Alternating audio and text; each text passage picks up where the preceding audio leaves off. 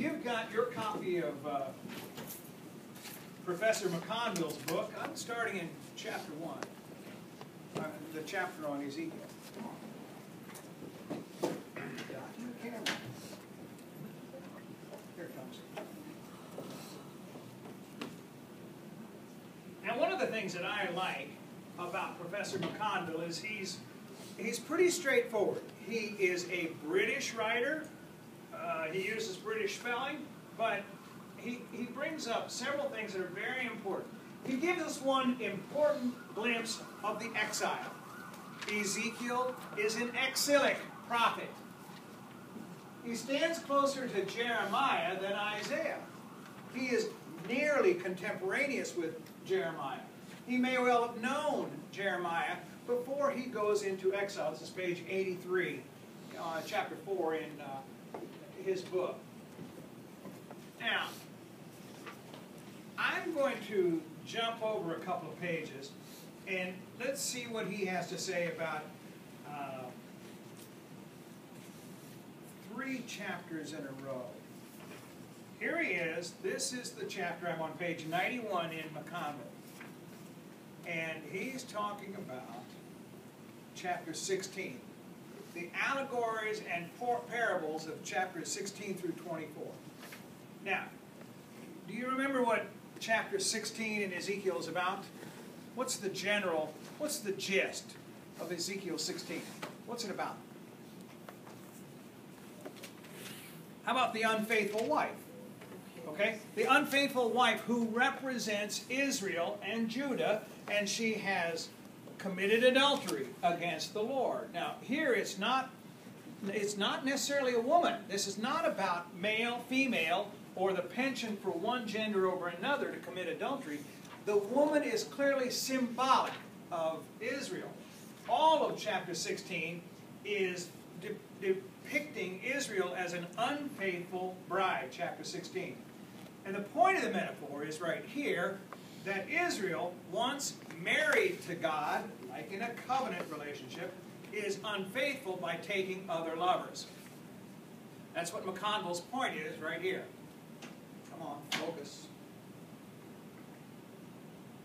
There we go. Israel has been worshiping the gods of other nations, the Philistines, the gods of Moab, Assyria, Egypt, and now Babylon. Farther down, Professor McConville asks the questions about, think of Jerusalem as a female. And he quotes Julie Gallambusch, who argues that the female personification is doing violence to women. And so this is McConville's question. Do you think this imagery betrays a patriarchal view of women as inferior? What do you think? Let's open this. This is a dialogue here. I don't have an agenda here. I just want to know what you think. Arlene, were you going to make a comment?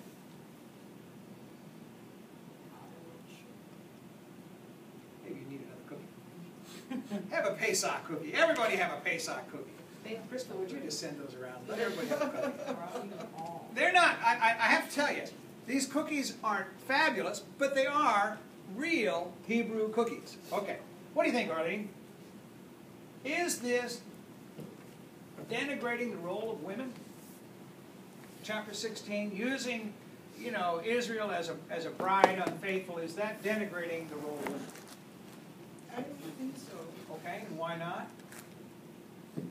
Because the church is seen as the bride of Christ. Okay, all right. All right, I'm willing to go along with that. As a matter of fact, I answer my question right here. McConville asks, does it betray a view of women as inferior? And I say, no. It was the vehicle that God used to get the exiles' attention. That's what he's trying to do. He uses chapter 16 to portray the Israel in spiritual adultery. To see the cookie heaven. Yeah, that's right. And it's a vehicle. It's a cookie cut, right. It's a vehicle to get their attention. Now, by the way, it was rabbinic practice that the book of Ezekiel could not be read by anyone under 30 years of age. Not only for chapter 16. There were other reasons, but this is one of the, it's so graphic that the rabbis required someone to be of a more mature age. Now let's go over to chapter 17. Now I'm on page 92 in Professor McConville's book. Under two political allegories. Now let's before we even look at the painting at the chapter, consider how the political issues behind Ezekiel 17 are represented in the allegory. Now, what is an allegory? Christopher, tell me what an allegory is. Do you know? Isn't it a story to represent something else? Sure. Yeah, something else is represented in the story. Do you know the most famous, second to the Bible, most famous allegory, second best-selling book of all time? Pilgrim's Progress? Pilgrim's Progress, yeah. Yeah, John Bunyan's Pilgrim's Progress. Pilgrim is the name of the key player, and he goes through a number of adventures trying to get to the celestial city. He goes through the narrow gate, and there's a wide gate. He goes through the slough of despond. He meets the worldly wise man. There are a number of players in the drama, and they're clearly allegorical. Pilgrim stands for the Christian trying to live the Christian life, trying to make it to heaven. Okay, in this allegory, who are the eagle? Who's the eagle? Yeah, Nebuchadnezzar. And I abbreviate him as Nekad. We've had a couple of other very clever abbreviations of names, but that's how I abbreviate him. And the top of the cedar, who's that? Who's the topmost of the cedar that's plucked off and brought to a land of traders? Yeah, my guy, Jehoiakim, right. And the seed of the land, who's that? One like a noble, Zedekiah, who is the uncle of Jehoiakim. What attitude to kingship do you find in chapter 17? And then or Professor McConville talks about that. Ezekiel 17, is it messianic, these last couple of verses? And I thought, well, yeah, I believe it is. It could have referred to Zerubbabel's temple rebuilt after the return of the exiles.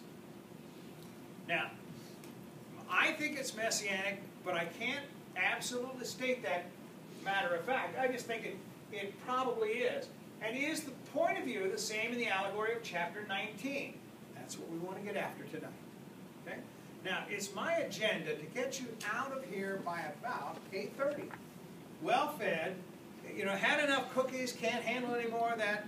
We really should help Catherine out, because I know she doesn't want to drive all the way back home with the smell of cold pizza in the car. So you might as well finish this off. All right.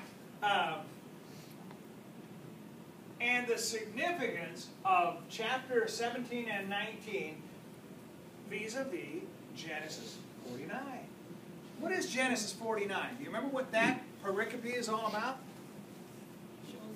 Joseph. Yeah. It's Joseph before his father, Jacob, Israel, and Israel is giving the blessing to all the patriarchs, to all of the sons of and he does the crossing the hands over Ephraim and Manasseh. He elevates Joseph's two children. And it says the scepter will not depart from Judah, nor the ruler's staff, until he comes to whom it belongs, and the obedience of the nations is his. This is why many people believe that Ezekiel 17 and 19 is based right off of Genesis 49. Greenberg is one of them. There are a number of others that have commented about this. All right. So we've got 17, we got 16, 17, and 19. We skipped over chapter 18, which, if I were to sum it up, I would say, each one dies for his own sin. Sons are not put to death for the father's sin, nor are fathers put to death for the sins of the children. So all of these things are loaded up in the book of Ezekiel, and particularly in chapters 17 and 19. All right, let me turn now to another work, not nearly so scholarly, not nearly so significant, but it happens to be the work that I'm looking at. Reflections of Jehoiakim in the Poetry of Israel. This is chapter 4 in my book, and I'm starting on page 100, but I want to jump from there right over to page 101, and I want to look at this highlight that I put here in the blue. I'm at the bottom of page 101.